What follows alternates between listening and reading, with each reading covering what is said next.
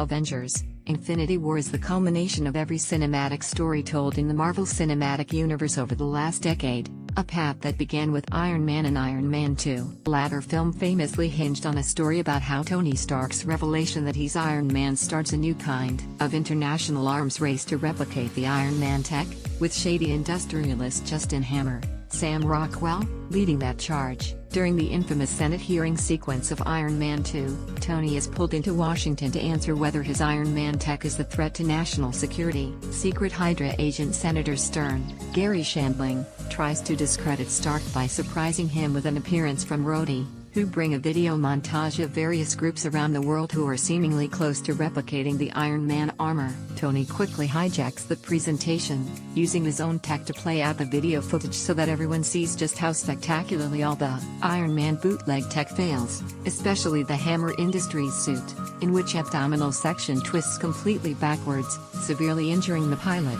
According to Tony, the video is actually proof that any competitors or black market industrialists are still 10 years away from replicating his Iron Man tech, which is a deadline that will be arriving just around the time Avengers: Infinity War takes place. Armor wars. The question here is, could Justin Hammer soon have reason to make a big return to the MCU?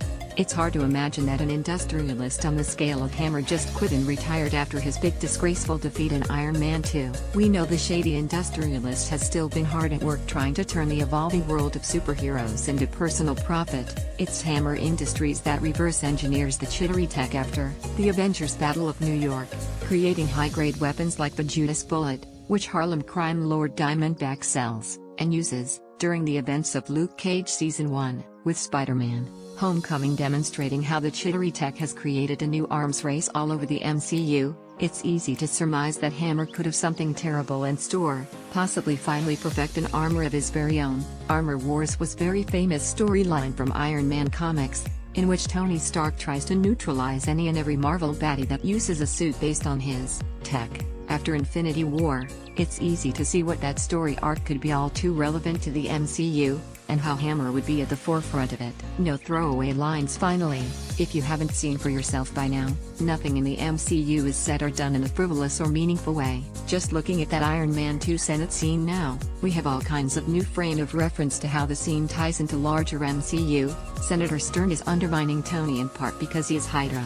Hammer may have even been in league with the evil organization. Rhodey seeing the video of injured people in knockoff Iron Man suits foreshadows his own eventual injury in the War Machine armor. Even that Hammer Industries clip of the armor twisting around at the abdomen is significant. Hammer assures the senators and viewers that his pilot survived that test, and we know he did, as that was the same man Dr. Stephen Strange was considering operating on, just before he got into his life-changing car accident. That's all to say, if Tony made the claim that it would take 10 years before we saw legit Iron Man copies start showing up in the MCU, then you can fairly bet that foreshadow will come to light. How it does, remains to be seen. If Tony Stark doesn't survive the Infinity War, then that would be all the opening Hammer